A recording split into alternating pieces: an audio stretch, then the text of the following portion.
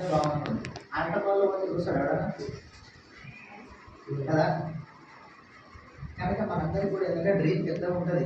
Audi car కొనాలి, Benz కార్లు కొనాలి, BMW కార్ ఇటువంటి. మరి ఏ రోజన్నా ఈ 25,000 శాలరీ వస్తుంది కదా, దాంట్లో కానీ సగం ఖర్చులు అనేది ఇంటికి అసలు వెళ్ళిపోతుంది.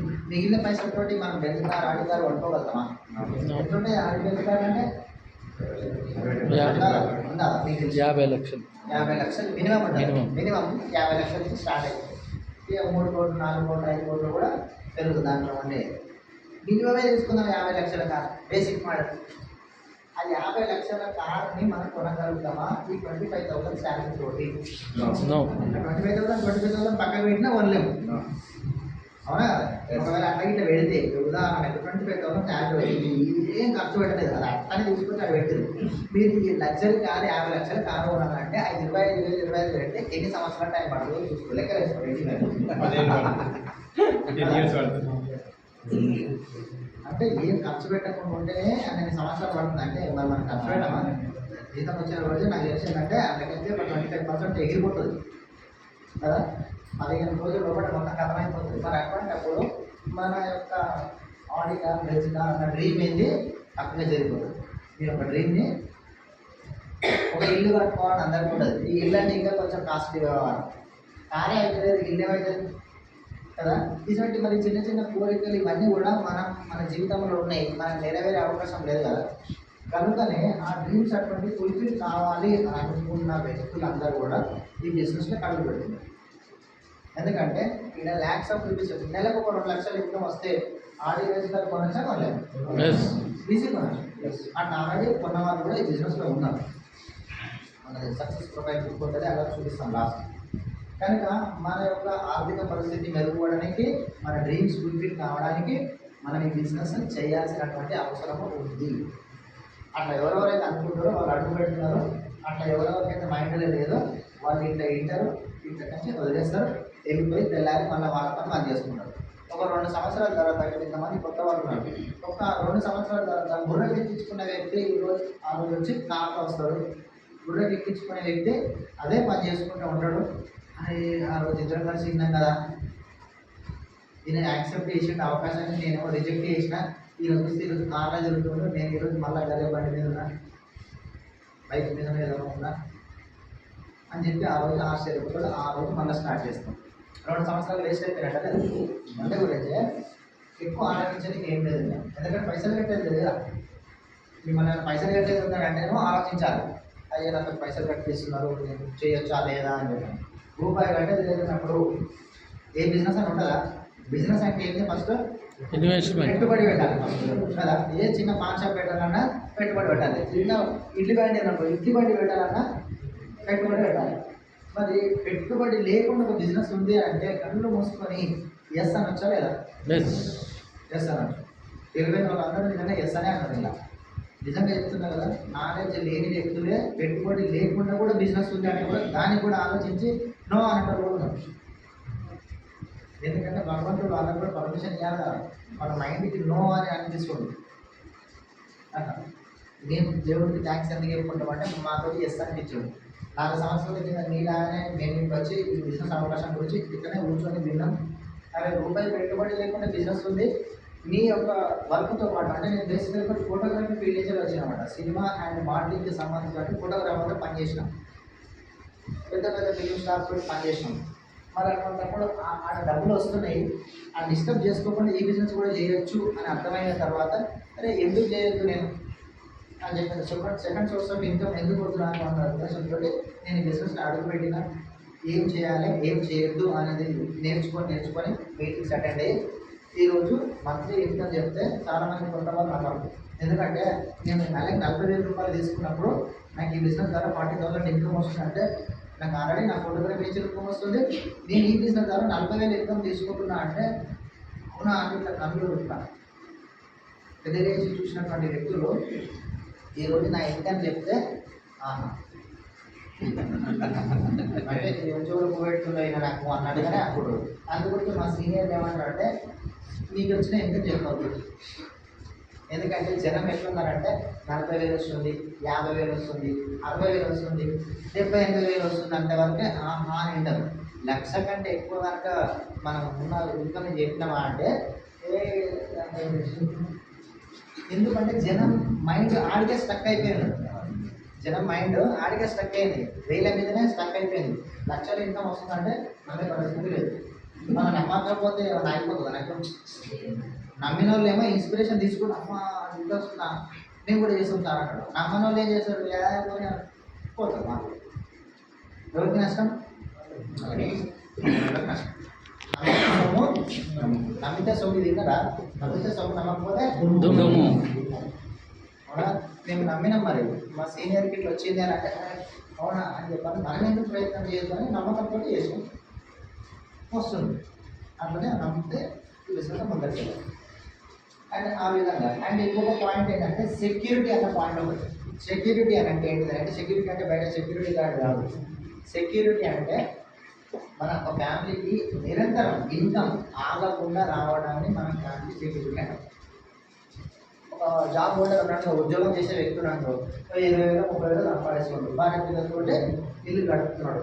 ఈ పనిచేసే వ్యక్తికి ఏదన్నా పొరపాటున ఏమన్నా అయింది అనుకున్నాం కాదా, గ్యారంటీ ఉంది ఏమన్నా? ఇప్పుడు ఈ ఏసీకి అంటే 5 సంవత్సరాలు 7 సంవత్సరాలు గ్యారంటీ ఉంటుంది. వాషింగ్ మిషన్కి, ఫ్రిడ్జ్కి, టీవీకి ఉంటుంది. మనిషి తయారు చేసిన దానికి 3 రోజులు గ్యారంటీ ఉంటుంది. మనిషికి ఉంది అట్లా ఎప్పుడేమవుతుందో కదా. అది నిన్న హోటల్లో అనిపించిండు పెద్ద మనిషి, ఆయన పెద్ద మనిషి కూడా మామూలుగా చెప్పి అనిపించిండు కట్టెట్ అయిందా అటక పోయిందంట.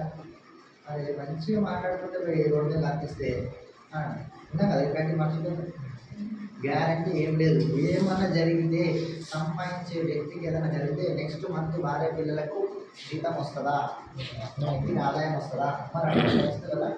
ఎట్లా మరి ఫ్యామిలీ మనం నమ్ముకొని వచ్చినటువంటి భార్య పిల్లల పరిస్థితి ఏంది? మనం ఏం సెక్యూరిటీ ఇచ్చుకుంటున్నాం? మనం లేనప్పుడు కనుక ఎవ్రీ మంత్ ఆదాయం వస్తుందా? వస్తుంది అనే విధంగా ఉంది అని అంటే వాళ్ళకి నేను చెప్తున్నా కదా, ఈ బిజినెస్ మనకు అవసరం లేదు. ఎవరెవరి ఫ్యామిలీలకైతే మేము లేకపోతే మా ఫ్యామిలీకి 0 ఇన్కమ్ రాదు, ఏం ఇన్కమ్ లేవు వచ్చేటి. ఎందుకంటే ఇప్పుడు ఇట్లా పెద్ద బిల్డింగ్ ఉందనుకో, దీనికి కిరాయికి ఇస్తాడు ఓనర్ కదా. ఆ ఓనర్ ఉన్నా లేకపోయినా ఈ కిరాయి అలా భార్య పిల్లలకు వస్తుందా లేదా? అంటే అలా భార్య పిల్లలు ఇప్పుడు సేఫ్ ఉన్నట్టు కదా, అలా ఫ్యామిలీ సేఫ్. ఇల్లీగల్ అయిన వాళ్ళ భార్య పిల్లలు సేఫ్ జోన్ ఉన్నారు. మనకట్లే వాళ్ళు వస్తుందా 3 మంత్స్ ఇన్కమ్? నేనైతే అనుకున్నాను, నాకైతే నాకంటే ఇన్కమ్ సోర్స్ అనేది ఏం రాదు. నేను బతికుంటే పని చేస్తే, కెమెరా బట్టి వర్క్ చేస్తే ఇన్కమ్ వస్తుంది. మనం లేకపోతే ఎవరి మంది ఇన్కమ్ అయితే రాదు. నాకు అది అర్థమైంది. అమ్మ అంటే సెక్యూరిటీ లేదన్నమాట మన ఫ్యామిలీకి. కాబట్టి సెక్యూరిటీ అన్న పాయింట్ ఈ బిజినెస్లో ఉంది. అంటే మనం ఈ బిజినెస్ని అడుగుపెట్టినాక మనం ఇన్కమ్ తీసుకుంటాం. 10,000 20,000 30,000 50,000 లక్షల రూపాయలు తీసుకుంటాం. మనం ఉన్నా లేకపోయినా ఆ ఇన్కమ్ అనేది ఆగకుండా భార్య పిల్లలకు వస్తుంది. సెక్యూరిటీ అన్న పాయింట్. సెక్యూరిటీ అన్న పాయింట్ ఏ ప్రైవేట్ జాబ్లోనైనా గవర్నమెంట్ జాబ్లోనైనా ఉన్నదా? సరే, భర్త చచ్చిపోయింది అని అంటే ఆ భార్య యొక్క ఉద్యోగం, ఆమె క్వాలిఫికేషన్ కరెక్ట్గా ఉంటే ఇస్తారు, లేకపోతే లేదు కదా. ఒక పెన్షన్ తీసుకున్న వ్యక్తి చనిపోయిందంటే సగం చేస్తారు పెన్షన్. ఇప్పుడు ఇద్దరు బతికే ఉంది కదా, ఆయన పోయింది కదా, ఇక నువ్వు ఒకదాన్ని ఉన్నావు కదా అని 50,000 జీతాన్ని పెన్షన్ 25,000 చేస్తాడు కదా. అట్లా కానీ ఇక్కడ అట్లా కాదు. 1,00,000 రూపాయలు తీసుకుంటే అదే 1,00,000 రూపాయలు నెక్స్ట్ మంత్ కూడా వస్తుంది. బాగుంటుంది కదా. ఇవన్నీ ఇట్లా పాయింట్స్ అనేవి ఇంకా చాలా ఉన్నాయి. విదేశీ ప్రయాణం చేయొచ్చు ఫ్రీగా. ఫ్లైట్ ఎక్కి మేము థాయిలాండ్ పోయినాం, ఢిల్లీకి, ఇక్కడ దేశాలకు పోయినాం, ఇంకా చాలా స్విట్జర్లాండ్ కూడా పోయేది ఇప్పుడు ఆగస్టులో ఫ్రీగా. బాగుంటుంది కదా. ఫ్రీగా అంటే మన భారతదేశంలో ఉండే వ్యక్తులకు ఫ్రీ అన్న పదం బాగా ఇష్టమైంది కదా. ఫ్రీ ఉచిత పథకాలు ఉన్నాయి కదా, అందుకే రాజకీయ నాయకులు ఇది కనిపెట్టి చేసేది. ఉచిత పథకాలు ఎవరికి తీస్తారంటే వాళ్ళు గెలిచే అవకాశం ఉంది. అట్లా కానీ ఇక్కడ కూడా మనకి మన పని మనం చేసుకుంటూ ఈ బిజినెస్ అడుగు పెడితే విదేశీ ప్రయాణం కూడా ఫ్రీగా చేయొచ్చు. ఎంత బాగుంది. మన విదేశీ ప్రయాణం చేసినామా? మన విదేశీ ప్రయాణాలు ఏవేవి? తిరుపతి, శ్రీశైలం, భద్రాచలం, తిరుపతి, చంద్రవాడ, కొమరల్లి, ఇవే కదా మన విదేశీ ప్రయాణాలు అంటే. దాన్ని కూడా ప్లానింగ్ చేస్తాం బాగా. ఉందని వారం అవుతుంది, పోతున్నాం, మేము వచ్చే వారం 30 పోతున్నాం కదా. అట్లా ఉంటుంది. అంటే ఒక చిన్న ఊళ్ళో పోవాలంటే పెద్దగా మనం ఆలోచిస్తుంటాం. ఇక్కడ ఫ్రీ ఆఫ్ కాస్ట్గా విదేశీ ప్రయాణం కూడా చేయొచ్చు. హౌస్ ఫండ్ వస్తుంది, కార్ ఫండ్ వస్తుంది, కార్ కొనుక్కోవడానికి కంపెనీ డబ్బులు ఇస్తుంది.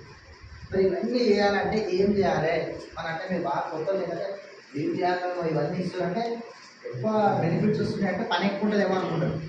కానీ దీనికి రివర్స్ లాజిక్ అనమాట. చిన్న లాజిక్ తోటి టెక్నిక్ తోటి ఈ బిజినెస్ అనేది నడుస్తుంది. చాలా సింపుల్ టెక్నిక్. చెప్పాలా?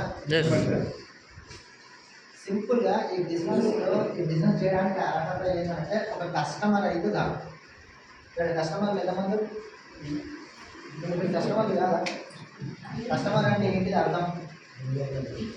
కస్టమర్ అంటే ఒక వస్తువుని ఏదైనా పర్లేదు, ఒక వస్తువుని కొనుక్కొని మార్కెట్లో దొరికే వస్తువుని కొనుక్కొని వాడేటైనా కస్టమర్ అంటారు. మరి వాడతారు లేదా? పొద్దున వేసినప్పుడు సబ్బు వేస్ట్ ఏదో ఒకటి పట్టుగా అంటే మనం అందరం కస్టమర్ కాదు. కస్టమర్ అయితే అలా అంటారు. ఇదే క్వాలిఫికేషన్. బాగుంటుందా? బాగుంటుందా? మనం అందరం క్వాలిఫైడ్ అయినా బిజినెస్ చేయడానికి? మీరు క్వాలిఫైడ్ కదా? మీరు క్వాలిఫైడ్ అయినా కస్టమర్ అయితే చాలు అని అంటే ఎంత బాగుంది. వినడానికి కూడా తక్కువ కదా. ఇంత చిన్న దానికి మనం ఆలోచించాల్సిన అవసరం ఉందా? అవునా? రైట్. అయితే కస్టమర్ ఉంటే ఎట్లా వస్తాయి డబ్బులు? అసలు ఏం చేస్తారు? కస్టమర్ ఏముంది బయట మార్కెట్లో? కస్టమర్ని ఎట్లా వాడుకుంటారు? ఈడ కస్టమర్ అయితే ఏమవుతుంది? అక్కడి నుంచి ఇటు షిఫ్ట్ అయితే ఏమవుతుంది? అసలు బయట కస్టమర్ అంటే ఏం జరుగుతుంది అనేది తెలుస్తున్నాం. కస్టమర్ అంటే సి, ఫ్యాక్టరీ అంటే ఎఫ్. మీకు కావాల్సినటువంటి కొద్దిగా వేస్తే పేస్ట్ కావాలి. పేస్ట్ అనుకోండి. మీరు కస్టమర్ పోయి ఈ ఫ్యాక్టరీలో కొనటం ఎంతమంది ఉండండి? మొత్తం చెప్పండి. మీరు కొంటారా? ఫ్యాక్టరీలో కొనుక్కుంటారా? షాప్లో ఉంటాం. కానీ ఫ్యాక్టరీ తయారు కదా కదా. ఫ్యాక్టరీలో ఒకటి ఇంకా తక్కువ దొరుకుతుంది. తక్కువ ధరకి దొరకదా? ఫ్యాక్టరీలో అయితే దొరుకుతుంది కదా తక్కువ ధరకు కదా. మరి అడిగి పోయి ఎందుకు కొంటలే మనం? మనకి ఎన్ని కావాలి పేస్ట్? నెలకి ఒకటే అప్పుడు కంపెనీ అంత పెద్ద కంపెనీ పెట్టి నాకు ఒక పేస్ట్ కావాలంటే వాడు ఇస్తాడా? ఒక్క పేస్ట్ అమ్మేటోళ్ళు ఎవరు? కిరాణా షాప్ అయినా పోయి హోల్సేల్ చేస్తాడు, హోల్సేల్ పోయి డిస్ట్రిబ్యూటర్ చేస్తాడు, డిస్ట్రిబ్యూటర్ పోయి సిఎండ్ఎఫ్ ఏజెంట్ చేస్తాడు, సిఎండ్ఎఫ్ ఏజెంట్ వచ్చి ఇక్కడ ఫ్యాక్టరీలో ఉంటుంది. నిజంగా ఎంతమంది ఉండదు తెలుసా? చాలామంది జనానికి తెలియదు.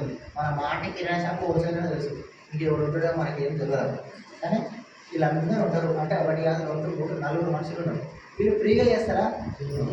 లేకుంటే ఏమైనా కమిషన్లు ఉంటాయా? కమిషన్లు ఉంటాయి కదా. రైట్. అండ్ ఒక పేస్ట్ అనుకోండి. మీరు ఏ పేస్ట్? పేస్ట్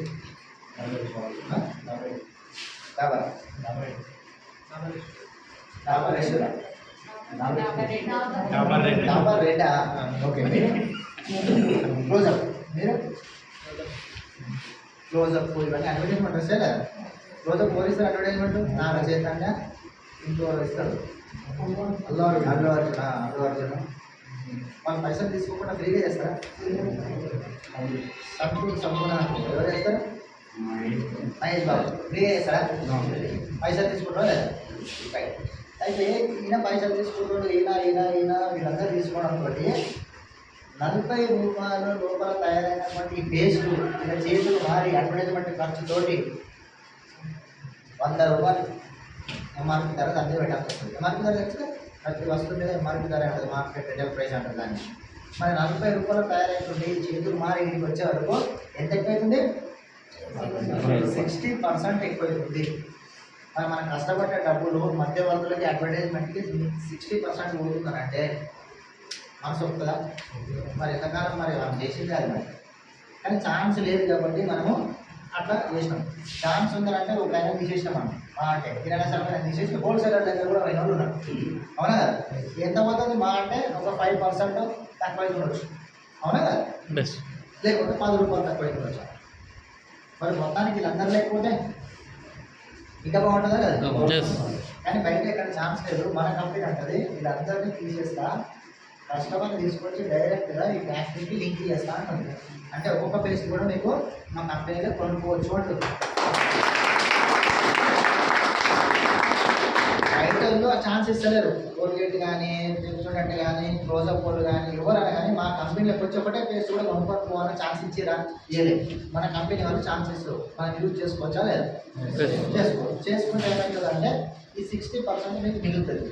మిగిలినటువంటి దాన్ని ఇట్లా రకరకాల బెనిఫిట్ రూపంలో ఇస్తారు. ఎంఆర్పి ప్రైస్ మీద 10 నుంచి 20% డిస్కౌంట్ ఇస్తారు.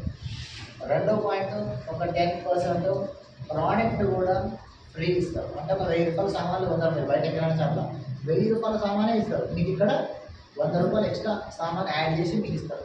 బాగుంటుంది కదా? వాళ్ళకి బయట అట్లా లేదా? వచ్చిందా? ఎప్పుడు రాదు.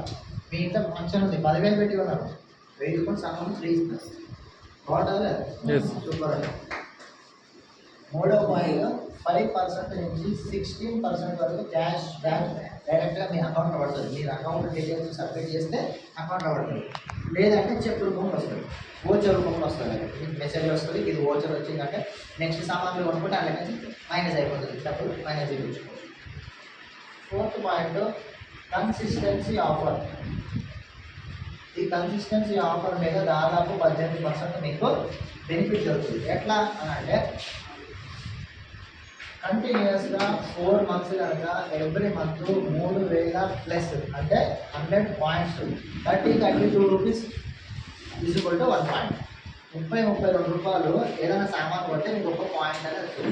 దాన్ని పీవీ అంటే పాయింట్. మరి 3,000 రూపాయలు అంటే సుమారుగా 100 పాయింట్.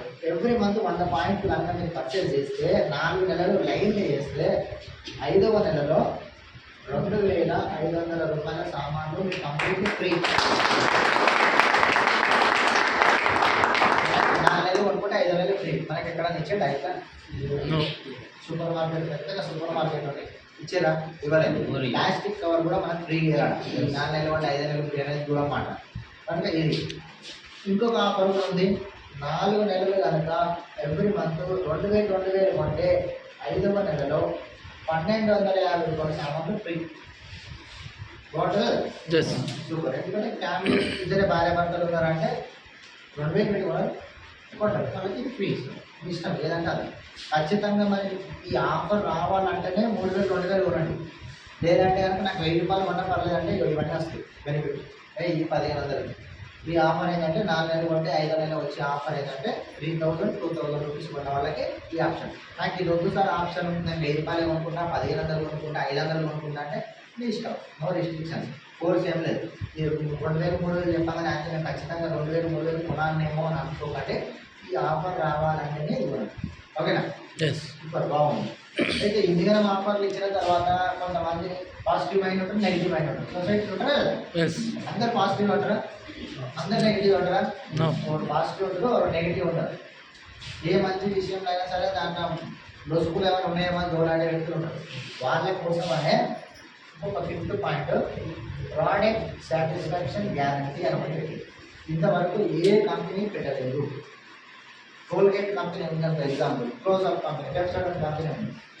మీరు ఇంటికి తీసుకొచ్చినాక అది ఏమన్నా ఇట్లా డ్యామేజ్ అయ్యి ఉందనో ఏదైనా ఉందనుకో మళ్ళీ దగ్గర నుంచి తెలుసుకుంటాడు కదా. ఒక్కసారి మనం మెట్లు దిగినామంటే నేను తయారు చేసి నైట్గా అంటాడు కిరాణా షాప్ ఫస్ట్ అంటాడు కదా. బట్ ఇక్కడ ఏంటంటే మీరు ఏదైనా ప్రోడక్ట్ కొని ఒక నెల రోజుల లోపల నచ్చలేదు, మీకు ఆ యొక్క ప్రోడక్ట్ సాటిస్ఫాక్షన్ లేదు అని అంటే 30% వరకు వాడినా 30% వరకు వాడినా దాన్ని రిటర్న్ చేసి వేరే ప్రోడక్ట్ తీసుకునే సౌలభ్యం ఉంది.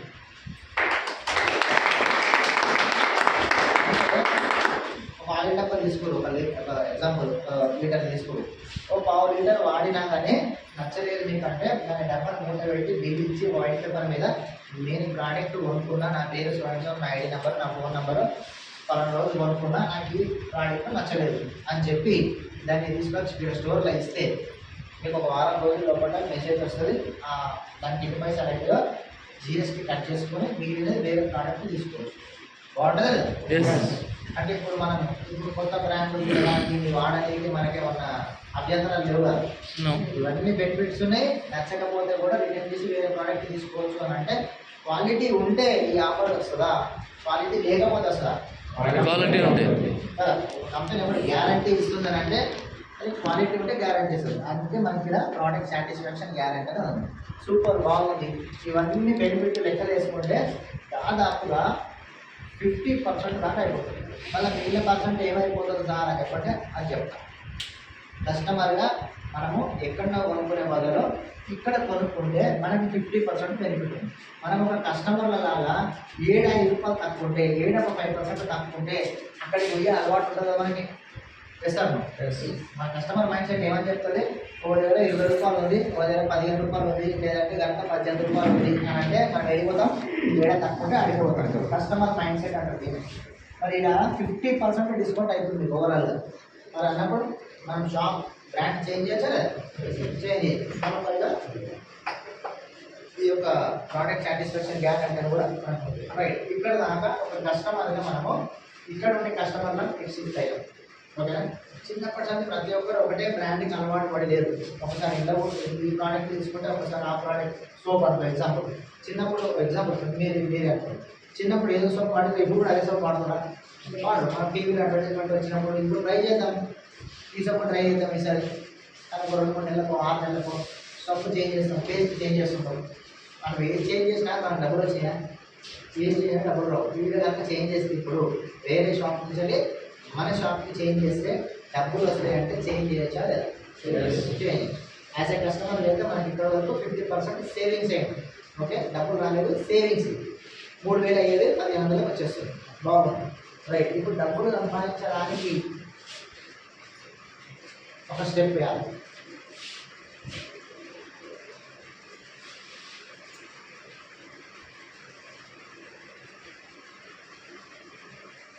ఏం చేయాలి అని అంటే వాడుకున్న తర్వాత మనకి ఏదైనా ఒక సామాన్ మంచి హోటల్కి పోయాడు.